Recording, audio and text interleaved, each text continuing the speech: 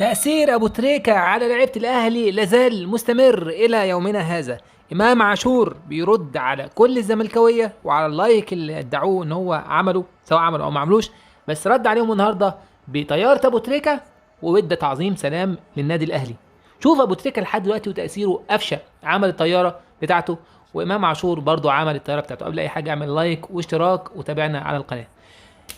ليه ابو تريكه لحد دلوقتي مؤثر في لعيبه الاهلي؟ واي حد عاوز يقول للجمهور انا اهلاوي بيروح يعني يتمسح في ابو تريكه، لان جمهور الاهلي بيحب ابو تريكه، لان جمهور الاهلي شايف ابو تريكه ان هو ضحى قبل كده عشان الاهلي وما رضيش يمشي واشترى النادي حتى لما اتعرض عليه فلوس كتير، فبالتالي هو رمز للانتماء. لو انت بتبيع الانديه او الفلوس وبتشتري الاهلي. امام عاشور النهارده حب يقول جمهور الاهلي انا ما عملتش لايك بس بطريقه غير مباشره. فعمل طياره ابو تريكه وادى الجمهور تعظيم سلام ورد على الزملكاويه بطريقه غير مباشره. طبعا موضوع امام عاشور ان هو يعمل لايك ده، انا عن نفسي يعني سواء عمله او ما عملوش مش فارق معايا، المهم ان هو يجتهد في الملعب ويخلص في الملعب. بس لو هو عمله، هو عمل لايك ايه يعني؟ هو بيلعب في الدوري ده يعني ماتش في افريقيا و... وعادي يعني بتحصل. هو بس المشكله ان العلاقه بين الاهلي والزمالك مش علاقه حلوه. لكن هو مثلا ما عملوش والموضوع فوتوشوب، فهو رد وهي الاقرب للعقل ان واحد راح لعب في الاهلي وخلاص والدنيا اتظبطت معاه وماشيه معاه حلو كده، هيعك الدنيا ليه وهيعمل كده ليه؟ فمش منطقي. الحاجه التانيه، يعني محمد عبد المنعم لما تبص على كل ال 11 اللي بيلعبوا في الاهلي وال 11 اللي بيلعبوا قصاده، في حاجه مميزه عنه بغض النظر عن الكوبري اللي خده النهارده، يعني كل الناس بتاخد كباري، بس اداؤه فعلا خساره. يعني اللعيب ده بجد لازم يحترف، يعني هو بس يلتزم شويه بحكايه اللي هو ما ينفعلش ويبقى ما عندوش ثقه زايده قوي في نفسه. مكانه الدوري الانجليزي، يعني انا شايفه خامه مختلفه تماما تماما تماما عن بقيه اللعيبه في الملعب، بيلعب كوره مختلفه. فخساره لعيب زي دوت ما يحترفش، هتبقى طبعا خساره للاهلي. انا ما بتمناش ان هو يحترف، بس في نفس الوقت يعني موهبته عاليه ما شاء الله اللهم بارك. ولازم بقى الناس تفكر بجد فعلا لما تحب تجيب مدافع، يعني بتوع الناشئين، ان هو يشوف المهاجمين اللي عنده ويشوف الناس اللي بتلعب وسط ملعب عنده اللي هو حريفه كوره، ويحاول ان هو يدربه برضه ان هو يلعب دفاع. فاللعيب اللي بيطلع من الناشئين لعيب جوكر، عنده مرونه تكتيكيه زي احمد فتحي كده، كان بيلعب مساك وبيلعب وسط ملعب وبيلعب يمين. فابراهيم سعيد كان عنده الحته دي. تاني حد في الاهلي كان ممتاز ديانج، برضه ديانج يعني ما شاء الله بيقدم مستوى ثابت، واخطائه بقت تكاد تكون معدومه. تمريراته الخاطئه اللي كان بيعملها قدام الجون تكاد تكون معدومه طبعا، لان هو ما بينزلش قوي لتحت، مروان عطيه هو اللي بينزل اكتر. بس حتى استلامه في ال 18، يعني النهارده عمل واحده حلوه قوي اللي هي جاب بيها ضربه الجزاء ممتازه. بص يعني دي ما تطلعش من ديانج لان ديانج مش حريف كوره، فكانت حاجه كويسه جدا. شايف ان هو بيقدم مستوى ثابت. آه امام عاشور اللمسه اللي عملها والجون اللي جابه، هو يعني بيقول لكل الناس اللي كانت تقول حمدي فتحي الاهلي هيتاثر بيه، بيقول لهم لا، مش هنتاثر، مش هنتاثر. حمدي فتحي لعيب كبير ولعيب كان مهم وبيلعب، بس حمدي كان كل ميزاته هو التسديد بالراس، التسديد بالراس اكتر ميزاته. كان بيعمل حاجات برضو بالرجل، بس يعني لما نقارن امام بالرجل وحمدي فتحي، لا، امام عاشور يكسب. امام عاشور يكسب في التصويب، امام عاشور يكسب في الاختراق، في الانطلاق. امام عاشور عامل زي السهم، عامل زي السهم، عامل زي التربو ما شاء الله. عنده وحمدي برضو كان باور وكده، بس يعني الاثنين ما شاء الله عليهم.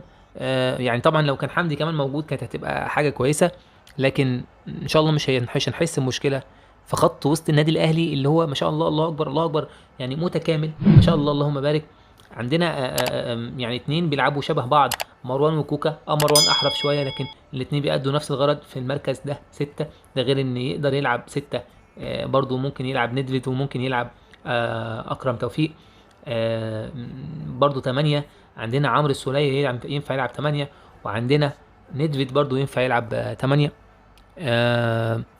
كولر بيعمل التدوير بشكل ممتاز، يعني كولر بيعمل التدوير بشكل احنا ما بنحسش بيه. ان في ايه، فين المشكله؟ مفيش مشكله. لو في مشكله حلها مش مشكله، عشان المشكله مفيش مشكله، فعلا مفيش مشكله. ان شاء الله ما شاء الله ما شاء الله ما شاء الله، عندنا خيارات كتير، وعندنا ما شاء الله جاهزيه ما شاء الله، اللهم بارك اللهم بارك. اللعيبه كلها بس باستثناء المصابين تقدر تلعب في اي وقت ما شاء الله، والترس ماشي والدنيا زي ما هي. فكرك بس تعمل لايك واشتراك عشان تدعمنا.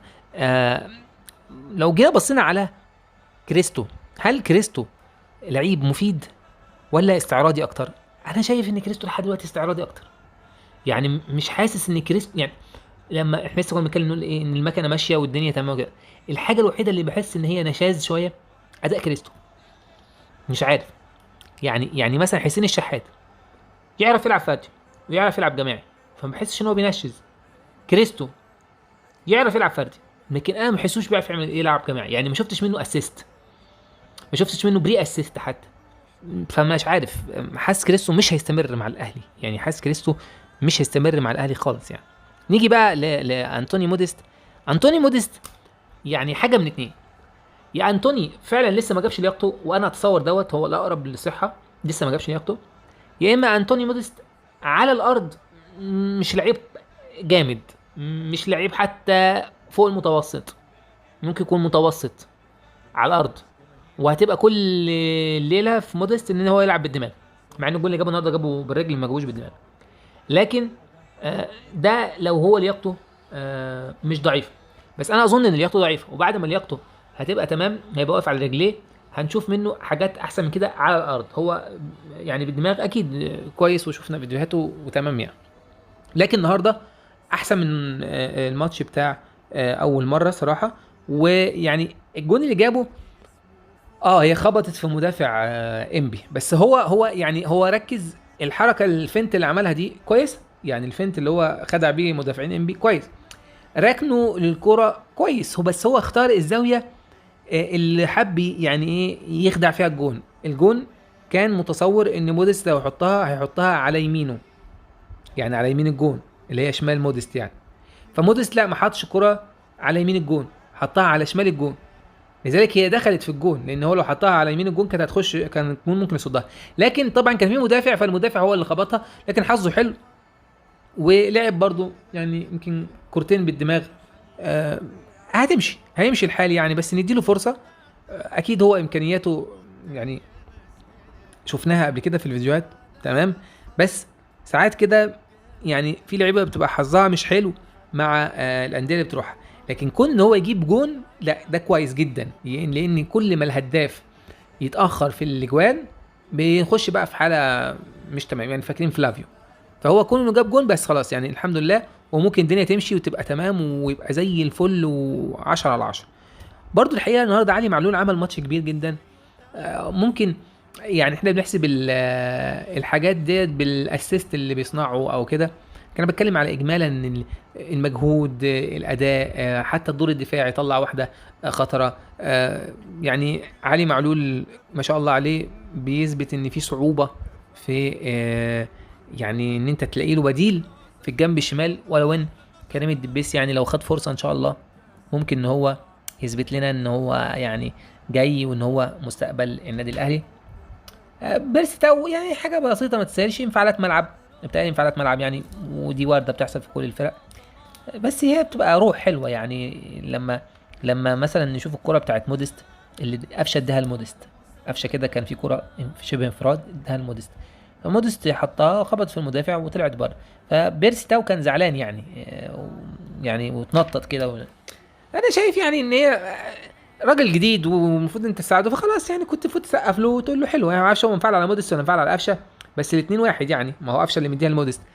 بس هي تبقى يعني نرفزه ملعب، والواحد بيبقى شايف في الملعب ان هو اللي انا مكاني صح، لان بيرستاو بيلعب بشماله، فلو قفشه كان اداها له كان هيحطها بقى ايه يعني ار2، عكس موديست ما حطهاش طبعا ار2، او يعني عملها في الزاويه القريبه وحطها على شمال الجون، الزاويه اللي جاب فيها الجون، لكن حاجات عاديه يعني بتعدي يعني في الملعب كده. ان شاء الله الاهلي هيقابل الاسماعيلي يوم الاحد الجاي في الدوري العام، وبعد الاسماعيلي طبعا هيلاعب ان شاء الله سيمبا التنزاني.